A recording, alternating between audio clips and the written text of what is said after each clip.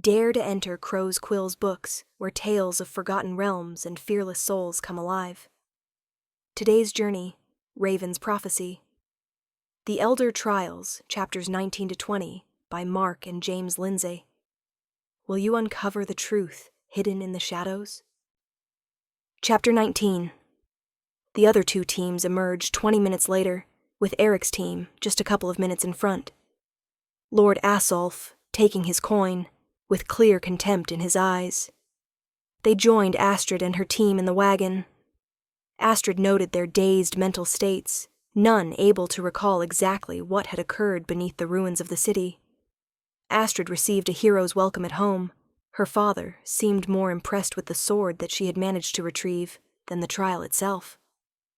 Ulrich held it up towards the light of the fireplace, the elements of gold, silver, and exotic gems sparkling brightly. "I can't believe how quickly you were able to bring it back to life," Druid remarked. "I wish I could take all the credit, but despite the age and the fact that it had been left uncared for, it barely took any time at all," Ulrich confessed. "I think Lord Raga will be stopping by tomorrow. I could see the way he looked at Astrid's sword. It was unadulterated lust," Druid laughed. "He can lust all he wants. This beautiful blade belongs to Astrid," Ulrich said proudly. "Only my daughter could go down into the ruins, looking for a coin, and return with a sword." Astrid beamed at the compliment, although tainting the moment were the words of Basul. She tried not to ruminate, but the demon god's insight was too sharp and too accurate. Astrid shook the dark thoughts from her head. These were her parents, and in her life she had never known nothing but love and encouragement from them. "Are you all right?" Druid asked, sensing that something was not quite right with her daughter. Astrid shook away her fears and smiled. "Just glad to be home," she said and hugged her mother. That night Astrid was woken by her mother. She appeared urgent. "Am I late for the trials? Is everything all right?" Astrid asked, concerned. "No, you're not late. It's still night," Druid said. Astrid rubbed her eyes in the dim light. "I don't understand," Astrid asked. "It's Magnus," Druid said. Astrid was led outside to where Magnus was waiting. As soon as she saw him, she knew something was seriously wrong. "Astrid, I'm so sorry to bother you so late," Magnus said. He was pacing back and forward, clearly agitated. "What's wrong?" Astrid asked, steering the smaller boy to a timber seat located at the front porch. "I've been having flashes, images, things I don't remember. A monster, in the ruins." Magnus took a breath. He was having great difficulty expressing himself, and Astrid understood, although she didn't know how to progress with this new information. "I think this is just anxiety from the last 5 days. You know, once this is all—" "No. This is different. Something happened to us down there. None of us were able to remember, but in one of my memory flashes, I saw you talking with the demon." "God, whatever it was," Magnus said, frustrated with his inability to verbalize the turmoil in his mind. "You need to relax," Astrid said soothingly. It was at this moment that Magnus stopped and regarded her. "Why are you acting so calm? Anyone else would be shocked by what I'm saying. But not you? Why is that?" Magnus asked. There was a long pause. The last thing Astrid had been expecting to do was explain what had happened down in the ruins. Now her best friend was close to finding out her darkest secret, and she had no idea how she was going to handle it. Astrid had known Magnus her entire life was keeping this secret from him, possibly worth destroying their friendship. Taking a breath, she held his hand and told him everything. To his credit, the smaller boy remained silent throughout the entire story, and when she finished, he sat there, quiet, letting the information wash over him. In the end, it was Astrid who broke the silence. "Are you going to say anything?" Astrid asked. "What do you want me to say?" Magnus replied. "That you understand, and that you're there for me," Astrid said hopefully, although her best friend's expression said otherwise. "Just like you were there for us. Honest and understanding," Magnus said, the words like poison in his mouth. "None of this was my fault, or my choosing," Astrid replied. "But you did choose to keep it from me." Magnus fumed, and without waiting for a response from Astrid, he stormed off into the night. "Magnus, wait!" she called out, knowing her words were wasted. All she could was wonder how this was going to affect the last day of the trial. Chapter 20. Astrid was quiet and withdrawn when she arrived for breakfast, and it was obvious that she hadn't slept well during the rest of the night, her eyes dark and her skin pale. Druid saw this, but assumed it was just the weight of the trials, and the knowledge that she was almost finished. "You're nearly there," Druid said with a warm smile, serving up a breakfast special, warm spiced bread, served with fresh jam and cream. "Eat up while it's warm and fresh," she urged. "And if we haven't already said so, your mother and I are so proud of what you've accomplished over the week, no matter how hard the trial," Ulrich added, having just entered the room. Astrid couldn't stop thinking about the way Magnus had glared at her, his words having stung her worse than any beast's. "So how is your secret project faring?" Astrid asked, trying to deflect the morning discussion away from her, and it obviously worked, as Ulrich's eyes twinkled at the mention of his work. "I'm proud to say that I've finished it, and it is, by far, my greatest piece," Ulrich boasted, and for the first time since Magnus had left, she forgot about the trials, the upcoming ceremony, and the bitter rivalries. "Really, when do I get to see it? Who is it for?" "I'm dying to see it," Astrid beamed with excitement. "You'll just have to wait and see. I'll not see you distracted until the end of the trials," Ulrich replied, casting a glance towards his wife, who winked in return. Astrid bit her lower lip. She had been waiting for months to see what her father had been up to, and now, knowing it was finished, but unable to see it, and all because of the stupid trials. The suspense was driving her mad. "I'll do as you ask, but the moment the ceremony is over, I'm insisting to see what you made, without me," Astrid said directly. "I swear on the gods you'll see it," Ulrich replied, and kissed her forehead. "Well, since you've regained some of your strength and vigor, I'm insisting that you finish the breakfast. I've worked so hard to prepare," Druid joked. 6 tired and weary figures made their way to the center of town, the previous trials, having had tested them physically, mentally, and emotionally, and it showed. They all walked in, one at a time, some limping, others sporting bruisers. All wore dark shadows under their eyes from fatigue. Erik had amassed the most points, but Astrid was close behind. His lead was not represented by his normally smug face, which was now drawn and harsh. When Astrid looked closer, she could see a purple bruise around his left eye, something that wasn't present when he emerged from the ruins. She knew the rumors surrounding Lord Asolf and his famous temper.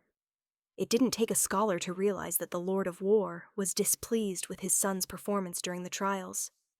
It was at that moment that Astrid felt a strong feeling of pity towards the boy, who seemed to have everything. "What are you looking at?" Erik growled, not liking the stares from the others, in particular Astrid. She looked down, not out of fear or shame, but rather pity. Pace, Den, Mist, Erik, Magnus, and Astrid. The final 6 were now all in place. Astrid turned her gaze towards Magnus, their recent argument still fresh and painful. They all stood there silent, awaiting the end of their shared misery. As per the previous trials, no one else from the village was present. The horn sounded and shattered the tranquility of the day. Once again the Thorn Trinity arrived, Valen the All-Seeing in their midst. "We wish to congratulate you, the final 6, who have made it through to the final trial," Lord Asolf announced to the group before him, his eyes going from one competitor to the next, his own son, Erik, receiving nothing in the brief contact. "As I'm sure you are all aware, the final trial is always the same. A trial by combat. However, both the location and manner in which it is carried out always differs," Lord Forsberg continued. There was a general nodding of heads as the young teenagers acknowledged this universal truth. Again, and for the last time, The teenagers were bundled off into the waiting wagons. They drove several hours southwest, the forest terrain changing quite dramatically. They attempted to peer out from the boarded-up side windows, only able to catch small glimpses of what conditions may await them. "Would you give it up?" Erik growled. He was lying across two of the seats and trying unsuccessfully to sleep. Den cast him an annoying gaze, but sat down all the same. "Can't see anything anyway," he grumbled. "Why do they persist in barring our view? It hardly helps or detracts from the challenge." Mist sighed. "Oh, I disagree," Pace chirped in.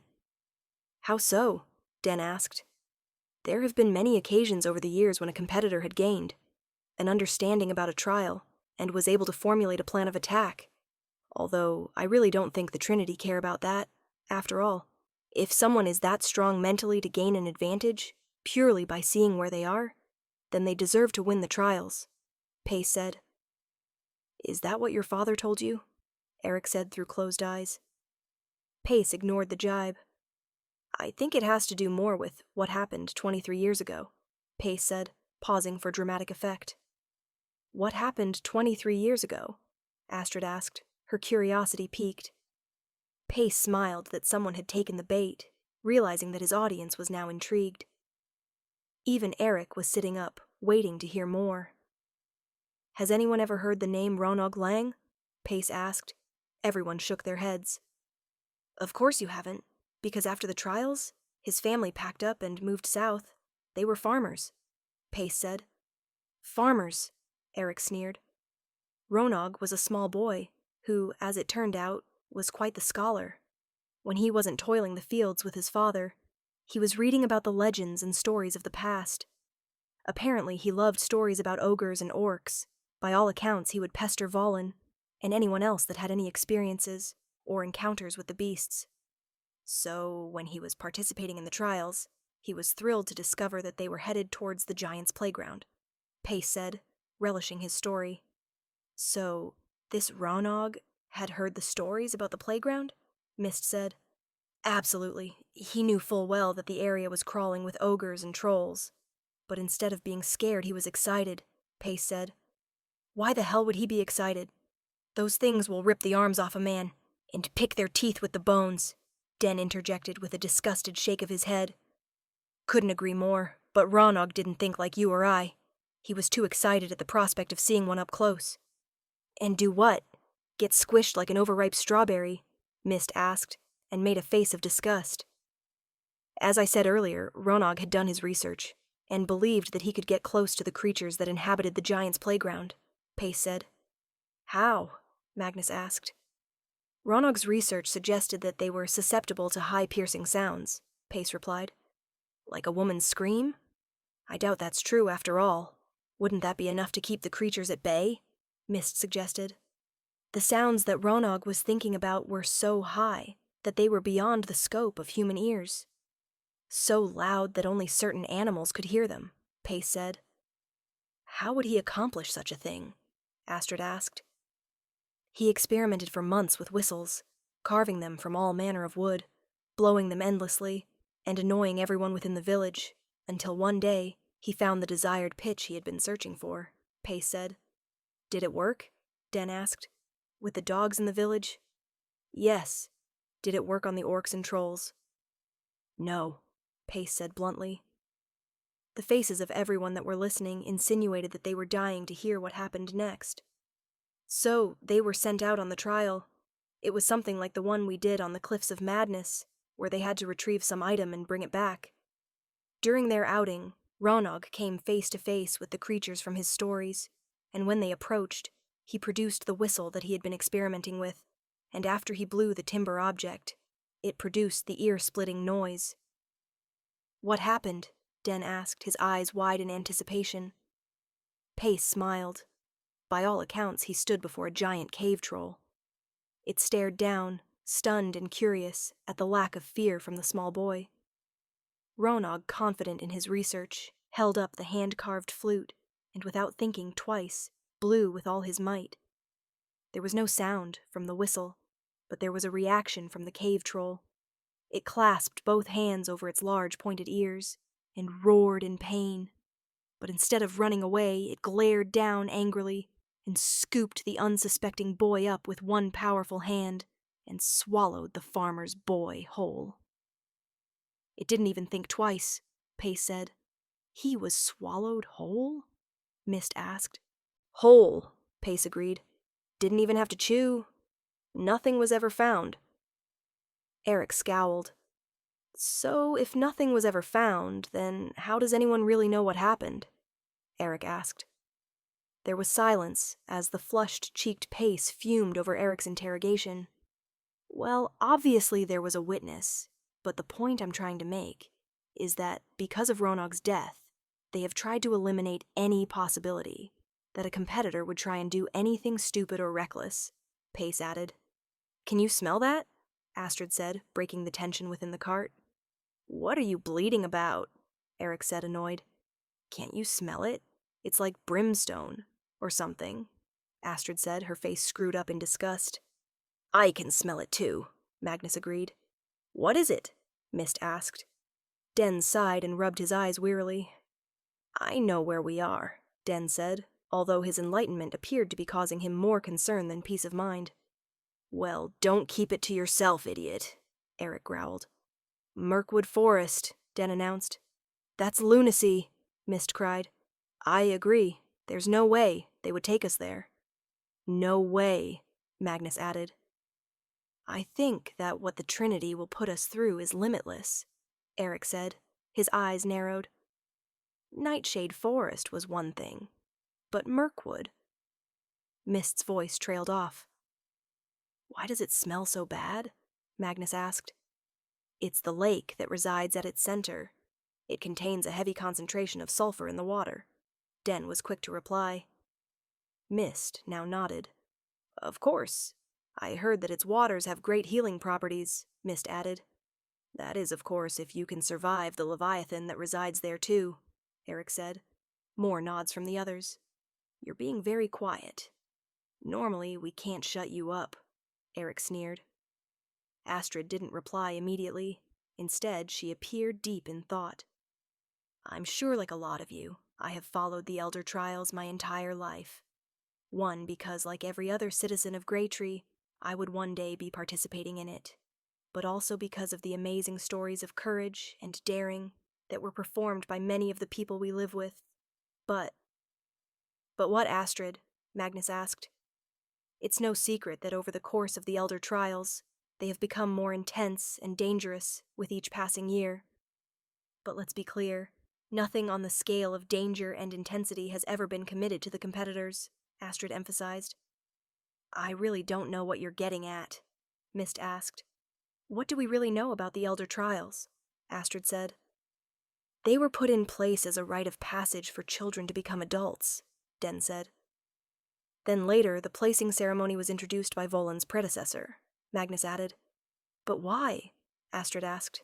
And here it comes, Erik said with a smirk. Hear what comes? Astrid asked. The whining and complaining. There's no way that you can beat me. There can only be one person, out of the 6 of us, that will choose his own fate, and that person is me. You're no different than the rest of these sheep, predestined to walk a path that has been laid out for you, Erik said, a predatory grin on his face. Astrid ignored the taunts from Lord Azulf's son. The trials have gone well beyond a simple rite of passage, and I want to know why, Astrid said with fire in her voice. Only the silence that greeted her suggested the others didn't know or care. They rode in silence for another hour before the wagon came to a halt. When the wagon's door was eventually opened, they were all surprised by what greeted them outside, where the forest that surrounded their village was beautiful and comforting, and Nightshade Forest, oppressively dark and secretive, Mirkwood was large. Every aspect of the forest was many times the size of any normal forest, in every aspect. Mushrooms taller than toddlers grew under ferns big enough to hide a farmer's cart. Trees grew so long in trunk that they could timber several long boats, but what really gave the forest its fearsome reputation were the animals that dwelt there. Insects the size of domestic dogs, giant wolves and bears, but there were also other, more fearsome beasts. Creatures so deadly and monstrous that feasted even on those powerful predators. The 6 remaining teenagers exited the wagon with great trepidation. They could also see that Lord Asulf's soldiers were also worried, each man carrying a large crossbow, their eyes constantly scanning the tree line, in case one of the many creatures that lived inside the tree line might decide to burst from the edges of the path line and devour anyone hapless enough to lower their guard and become lunch. Astrid took note of her immediate surroundings, and despite the daunting size of the forest, she couldn't see how the area near them would be useful to facilitate the final trial by combat. Then, without warning, figures emerged from the thick forest wall. They were shorter than a man by nearly half a height, but their wiry muscles gave off the impression of lean, wild strength. There were nearly a dozen of them, all men. They wore only loin clothes to cover their dignity, and were sparsely decorated in birds' feathers and colorful paint. "Dark elves!" Pace cried out. He was poking a finger towards their exposed, pointed ears.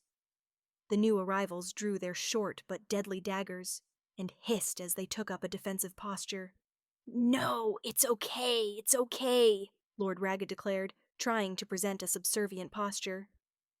Lord Asulf went one step further as he strode towards Pace and struck the youth with the back of his leather-gloved hand. Pace hit the ground hard, although he appeared more confused than physically hurt. "You idiot! They're not dark elves, they're wild elves." "Wild elves," Lord Asulf said, emphasizing the difference to the teenagers. Astrid, who had done nothing but stare at the elves during their initial arrival, could now see that the expressions of the elves was one of curiosity rather than aggression. They too realized that a foolish mistake had been made as they sheathed their weapons. Once the tension had been eased, the elves proved to be quite friendly, coming up close to the teenagers and marveling at the size difference between the human adolescents and the mature elves, in particular the hands and heads, which they kept touching. "Our guides belong to the Coda tribe, a very proud race of elves that commune and thrive in their natural habitat, despite the fact that everything around them is so vast and so deadly," Lord Forsberg said. Astrid noted that Lord Asulf's soldiers were exchanging wrapped bundles with the elves. The parcels they received appeared to be quite heavy, as they were loaded into the wagons. "What is it?" Astrid asked Den quietly. He shrugged in reply. "Don't know," he said. There was a lot of movement going on, with the exchanges, and the Trinity going through their diplomatic protocols. Astrid slipped into the wagon and peeled back one of the bundled packages. Inside, lumps of raw silver and gold, she gasped, realizing the extent of the wealth that was stacked inside. Replacing the cloth, Astrid managed to return to the others without any undue suspicion, just as the lords had finished their elaborate greeting with the wild elves. After the exchanges were made, the elves escorted the teenagers deep into the forest, along with the Thorn Trinity, Valen, and only 2 soldiers, the rest remaining behind to protect the wagons. Everyone from the Greytree contingent walked wearily along the narrow forest path. The sounds of exotic birds and strange beasts flooded the area around them, the teenagers jumping at every noise and shadow. Astrid, however, was more curious by their escorts, who seemed at one with their surroundings. The diminutive warriors moved impossibly without sound. Some of them carried intricately carved bows, with arrows notched, the tail feathers colorful, the tips sharp. Others in the group held short but razor-sharp daggers and swords, their intentions clear. Protect their guests from any threat. Astrid moved in close beside one of the elves. He was slightly taller than the others, with long black hair that was braided into a top knot. "Hello, my name's Astrid," she introduced herself. "Shh," he whispered back. Astrid felt foolish until he smiled back. "We can talk. We just have to keep the noise down. This area is not safe," he continued. Astrid nodded, her eyes flashing to the distant trees. "Don't be afraid. We're here to protect you. My name is Enoch. I'm in charge of this hunting party." Astrid smiled back, despite their smaller size. Astrid did indeed feel safe amongst these people. They exuded a strength and confidence normally presented in much larger individuals. "This forest is so dangerous. How can you live in such a place?" Astrid asked. "My people have been here for thousands of years. This is our home," Enoch replied. A loud humming sounded overhead. Enoch signaled for them to stop and take a knee. Those with bows scanned the area above. Astrid, too, looked around for the source of the sound. Then she saw it. 3 dragonflies, larger than eagles, flew by. Their gossamer wings sparkled with hints of purple and green. Astrid held her breath in awe. Enoch touched her shoulder, then pointed off in the distance, towards where the dragonflies were headed. Then the blacksmith's daughter saw it too. One of the dragonflies struck a vast web that was stretched taut between 2 trees. The filaments of the web were like thick ropes. The dragonfly was instantly caught within the beautiful structure, its writhing body thrashing against the sticky substance, only making it more trapped. A whining screech was issued from its insectoid head, as the other 2 dragonflies hovered nearby, obviously unable to help their fallen comrade. Then, much to Astrid's horror, a giant spider appeared from the top corner of the web, its hairy body nearly the size of a cow. It scuttled agilely down from its hidden position and proceeded to wrap its hapless prey. In more webbing issued from the spider's tail, and in less than a minute, the dragonfly was completely encapsulated in a thick gray cocoon. A sobbing choke froze the spider in its tracks as it turned its hundreds of black, beady eyes towards Enoch's party. Astrid glanced around at Mist, who had been unable to stop herself vocalizing her terror. Enoch signaled to his warriors, who slowly picked up and backed themselves away from the giant arachnid, who remained up in its web but watched them intently. Enoch's warriors keeping their bows at the ready. It wasn't until 10 minutes later, when they had traveled a fair distance away from the spider, that Enoch addressed the group. "It won't follow us. It will be too concerned with its latest kill to worry about the likes of us," Enoch said, although this didn't seem to alleviate the worry of the Greytree people.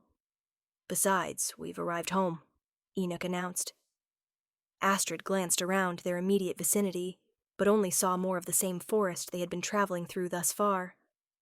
Enoch saw this and smiled again as he pointed towards the sky, and when Astrid looked up, her jaw dropping open in awe.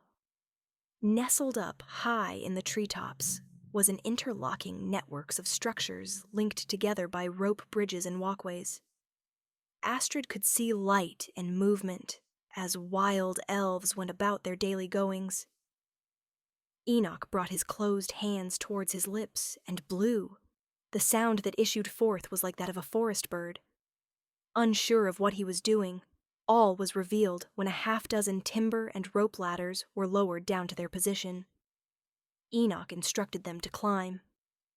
The packages that the Thorn Trinity had brought with them were a lot smaller and lighter than what they had received, each person easily able to carry the contents on their backs.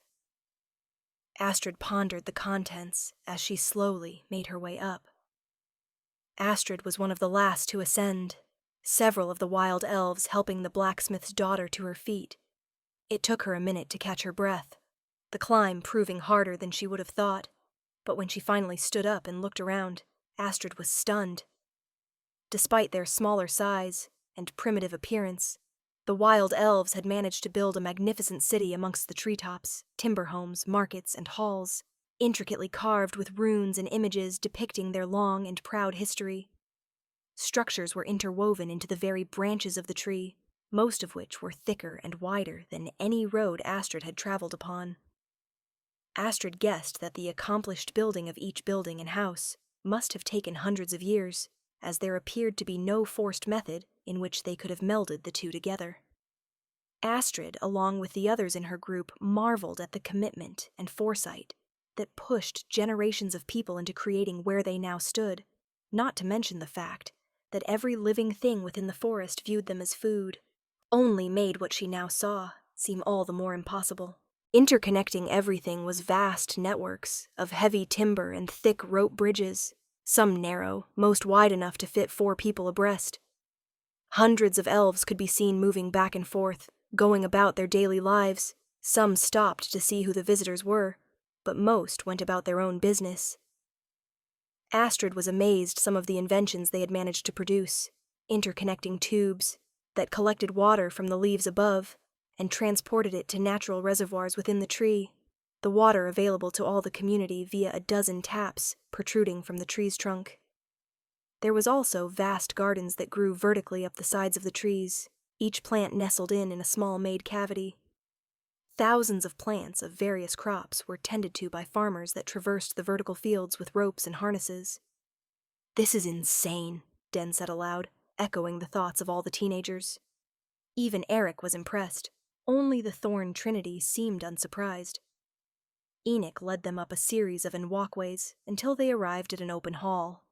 Its latticed roof covered in crisscrossing vines and lush yellow and blue flowers, the aroma intoxicating. At the far end of the hall, a throne was positioned, made of a twisted, gnarled root that had been fashioned into a grand seat, small leaves shooting out from its various sides. A female elf sat upon its surface. Her long, glossy black hair had been put up in an elaborate braid. She wore a dress of shimmering silver, her beauty exceptional. Besides her stood an elder elf. He was taller than the others, by nearly an extra foot. Dressed in a flowing robe of pale gray, it also matched his beard and long hair. Around his neck, he wore an amulet depicting a magnificent tree, where the roots and high branches reached around to touch each other. The woman on the throne smiled pleasantly and regarded her new visitors. The man in the gray robe's eyes fell immediately on Astrid, his gaze unwavering. The blacksmith's daughter tried to ignore his stare and concentrate on what was about to happen next. Enoch moved forward and knelt before the regal-looking woman and touched his right hand to his heart, then his forehead. "Blessed be my Queen Sable, my lady," Enoch spoke in a humble and caring voice. Queen Sable smiled. It was a captivating thing to behold. Love, whimsy, beauty. It had it all. She motioned for Enoch to stand, which he did, a warm smile of his own. "So these are the fine lords from the town of Greytree?" Queen Sable asked in an amused, but not mocking tone. "They are my queen. And as promised, they have brought the items we requested," Enoch replied. "That is correct, Queen Sable," Lord Forsberg interjected, his face flushed. Whether it was from the trip in, or the Queen's beauty, no one but the Lord would ever know. Enoch cast the Lord an annoyed glance. It was obvious the Lord had broken protocol. Sensing this, the Queen smiled and waved away the breach. Enoch nodded back. "I hope your trip was not unpleasant?" the Queen asked, her concern real. "The journey was quite an experience, one I had long been wanting to take," Lord Asolf answered. Astrid listened to what he had said, but noted the way in which he did it. There was no respect. It was brazen, and something else, which took Astrid a moment to work out. Greed, she thought eventually. She then remembered the packages of gold and silver. "I hope that the items we were able to bring help you and your people, despite their considerable cost to our village. We want to continue to foster a truce and friendship between your people and ours," Lord Raga added. "We do appreciate the sacrifices your people have made in bringing those unique materials to us, and yes, they will be well used." "Although my advisor bought away," Queen Sable said, indicating the taller elf in the gray robe. "And I have trouble understanding what use those pale metals would have to you." "Minor uses, Your Majesty," Lord Rag cut in quickly. "He's right. It's not so much the items of trade, as the location you offer us tonight. That has the real value," Lord Forsberg added. Astrid's gaze went from one lord to the next, the realization of what was taking place, angering the young girl. What were the items they had brought with them? What items that had been so light could be worth as much as gold and silver? The Queen interrupting her thoughts. "Of course, your elder trials. We welcome your young adults and wish them luck with what has been prepared. To your specifications." Enoch, Please show them to their quarters. I look forward to attending later, Queen Sable said. The members of the Thorn Trinity bowed deeply and departed under Enoch's escort.